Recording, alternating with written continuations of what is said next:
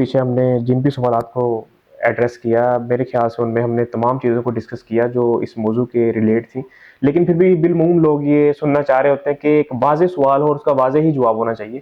تو اس کانٹیکس کا ہمارا آخری سوال ہے کہ کیا قرآن مجید میں براہ راست کوئی تویز کا ذکر آیا، یا اس سے ملتے جلتے الفاظ جھاڑ پھونک یا حفاظت سے اقدامات کے لیے کوئی علاماتی طور پر قرآن نے کسی پوائنٹ کو پن کر کے بیان کیا؟ قرآن مجید میں اس چیز کو اگر بیان کیا گیا ہے تو تقریباً وہ منفی معنوں میں ہی بیان کیا گیا ہے.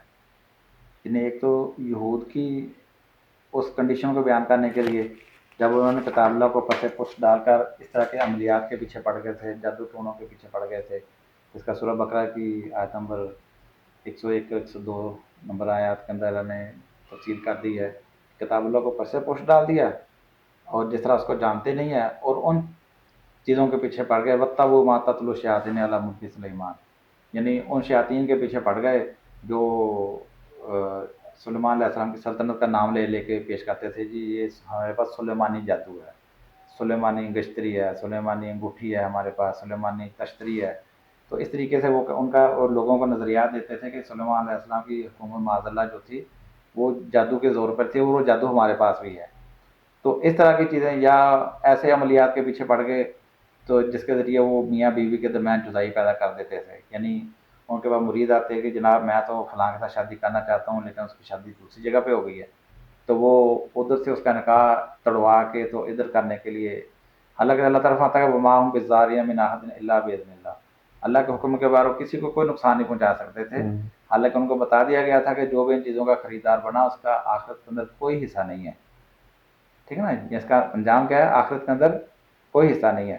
اچھا، پھر اللہ تعالیٰ نے فرمایا کہ یہود کا ذکر کرتے ہوئے سورہ نساء میں فرمایا کہ یؤمنون بالجبت والطاغوت، یعنی ایمانیات کو چھوڑا، اصل اخلاقیات کو چھوڑا، دین کو چھوڑا، رسول اللہ صلی اللہ علیہ وسلم کے اوپر ایمان لانے کے بجائے کس کام میں پڑ گئے؟ یؤمنون بالجبت والطاغوت، یعنی سفلی علوم، اس طرح کے یہ جو جادو ٹونے اور روحوں سے مدد اور یہ مکاشفات اور یہ ساری روحانی دنیا کے ان ساری چیزوں کے پیچھے پڑے، شیطان پرستی کے پیچھے پڑ گئے، اس کے اوپر ایمان لانے کے اوپر تل گئے. یہ اللہ تعالیٰ نے اس کا ذکر کیا. اسی طرح ایک جگہ پہ اللہ تعالیٰ نے بتایا کہ موت کے منظر کا ذکر کرتے ہوئے فرمایا کہ جب پنڈلی سے پنڈلی ملا دی جائے گی، ٹھیک ہے نا، اور اللہ کے بھج جانے کا وقت آئے گا، تو کہا وہاں پہ کہا جائے قیل من راق، کوئی ہے جھاڑ پھونک کرنے والا کوئی؟ یہ الفاظ ہیں وہاں پر؟ قرآن میں آتا ہے وہ قیل اچھا. من راق، کوئی ہے، کوئی رقیہ کرنے والا، کوئی دم کرنے والا، کوئی جھاڑ پھونک کرنے والا جو آج اس کو موت کے منہ سے بچا لے، یا جہاں یہ پہنچنے والا وہاں سے اس کو بچا لے، اللہ کے حضور پیشی سے بچا لے. یا میں کہ نہیں، آج تو الی ربی کا یوم الدین المساق، آج تو اللہ کے حضور پیشی کا دن ہے.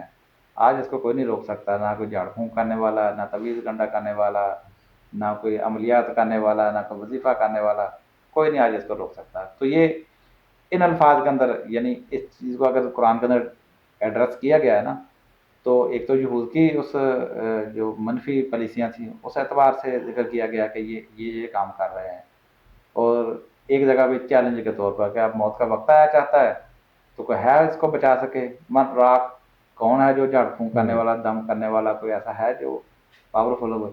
آؤ آ کے بچاؤ اس کو، کہ بچانا تو ان معنوں میں ذکر ہوا ہے اور کسی معنوں میں نہیں ہوا. ٹھیک ہے ڈاکٹر صاحب، یا بہت شکریہ. سورہ فلق اور سورہ ناس ہے، اس کا بتا دیا گیا کہ اس کے ذریعے سے آپ اللہ کی پناہ میں آؤ. ٹھیک ہے نا، وہ صورتیں ہمیں بتا دی گئی ہیں. تو وہ بھی دعائیہ چیزیں ہیں، تو دعا ہم نے اللہ سے کرنی ہے، دعا کرنا اللہ کی عبادت ہے. اور جب ہم اس کے بجائے دوسری چیزوں کے اوپر چلے جائیں کہ وہ غیر اللہ کی طرف ہمارا فوکس ہو جائے گا. ٹھیک ہے ڈاکٹر صاحب، بہت شکریہ. ہمارے سوالات کا اختتام ہو چکا ہے. ملیں گے کسی اور چیز کے اندر. السلام علیکم ورحمۃ اللہ وبرکاتہ.